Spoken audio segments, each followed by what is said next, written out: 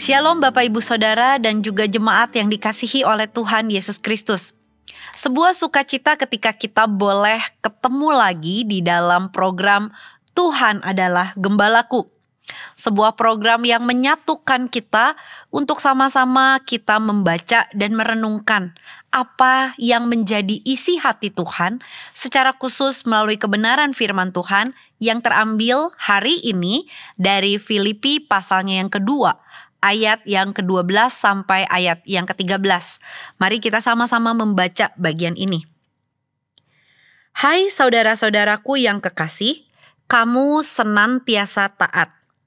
Karena itu tetaplah kerjakan keselamatanmu dengan takut dan gentar, bukan saja seperti waktu aku masih hadir, tetapi terlebih pula sekarang waktu aku tidak hadir.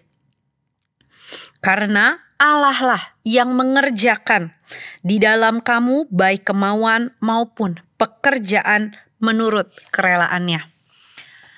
Saudara, beberapa waktu ini kita cukup dikejutkan dengan berita tentang perselingkuhan antara CEO dan HRD yang sedang menonton sebuah konser dengan teman-teman sekantornya.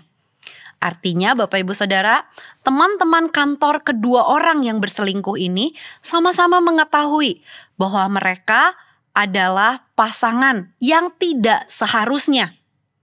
Namun saudara, teman-teman dari kantornya pun merasa oke saja. Dan sekali lagi, bagian ini secara tidak langsung menegur kita bahwa seringkali kita pun menjadi orang yang oke saja dengan dosa. Dunia kita menjadi dunia yang sudah terlalu ramah dengan dosa. Dunia yang terlalu toleransi dengan dosa. Saudara, menarik sekali, sama seperti ilustrasi yang tadi saya baru saja sampaikan. Ada satu bagian yang menarik Paulus tekankan di bagian ini.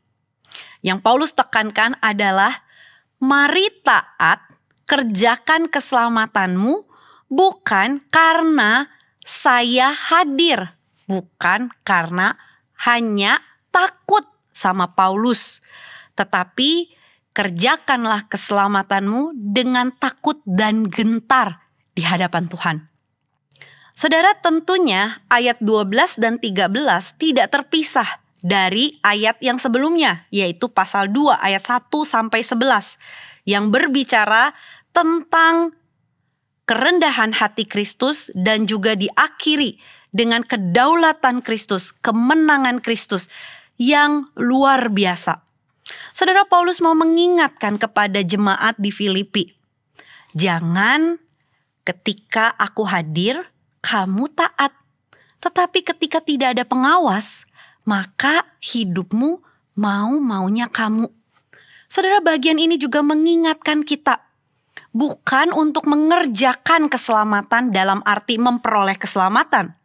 Karena tentunya kita sama-sama sebagai orang yang percaya, orang yang sudah dimenangkan oleh Tuhan, kita memahami bahwa Kristuslah yang berkorban demi menyelamatkan kita. Kristuslah yang berkorban demi membawa keselamatan dan kemenangan bagi hidup kita. Lalu apa maksudnya kerjakan keselamatanmu?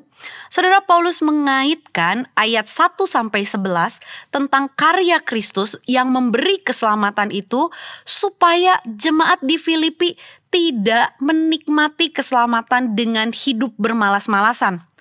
Namun Paulus mendorong jemaat di Filipi untuk mengerjakan keselamatan, menyatakan keselamatan yang telah mereka terima dari Kristus. Artinya mereka diminta untuk melepaskan hak mereka, bersatu bersama dengan saudara-saudara mereka yang ada di komunitas jemaat di Filipi, punya hidup yang bertanggung jawab di hadapan Tuhan. Bukan hanya bertanggung jawab di hadapan Tuhan, Paulus pun mengatakan atau mengaitkan dengan takut dan gentar. Saudara, menarik sekali. Paulus selalu memulai ayat-ayatnya dengan kata sukacita. Namun kali ini dia mengatakan dengan takut dan gentar. Apa artinya saudara-saudara? Saudara, Paulus mau menekankan, jangan toleransi dengan dosa. Jauhi dosa.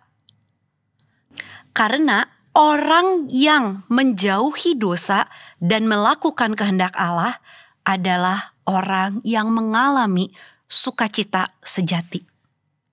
Paulus mau mengingatkan, lakukanlah kehendak Allah.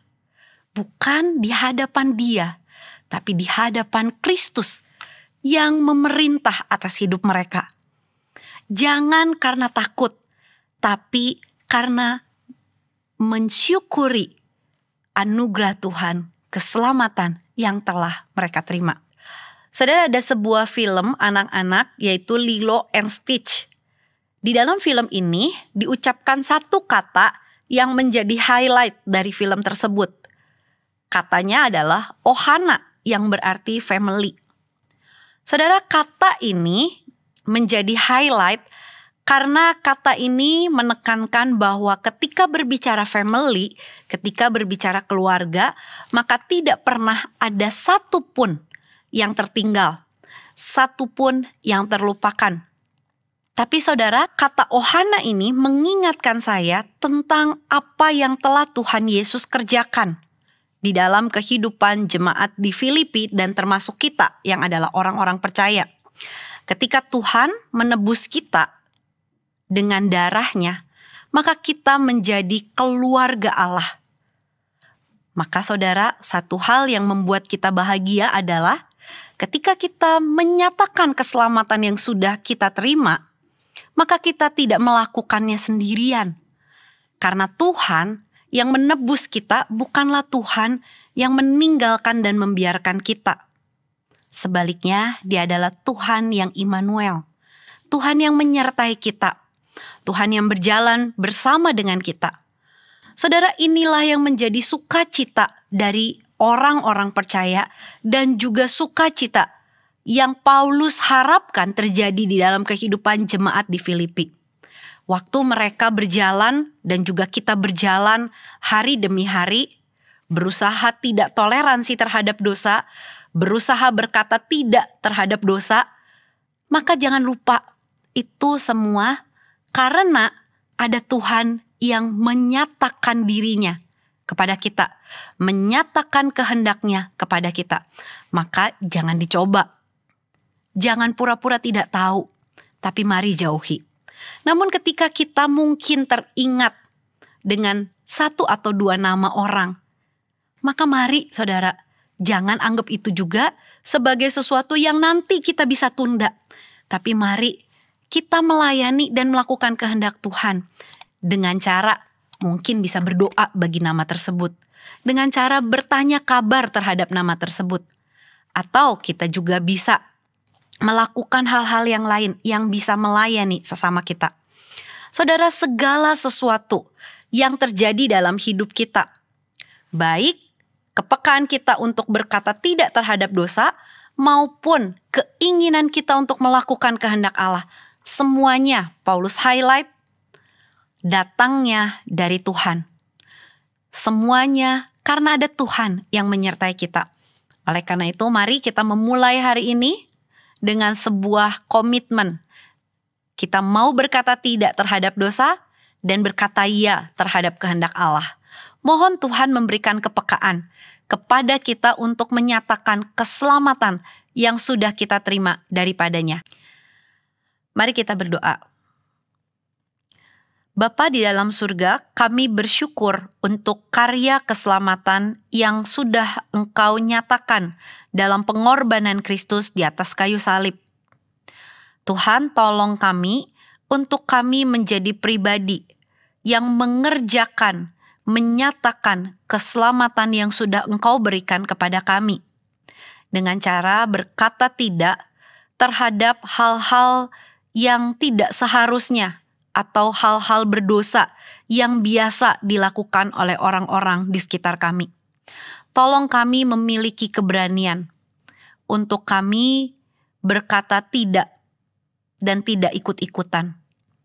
Tuhan, tolong kami juga memiliki kepekaan terhadap hal-hal yang menyatakan kehendak Tuhan.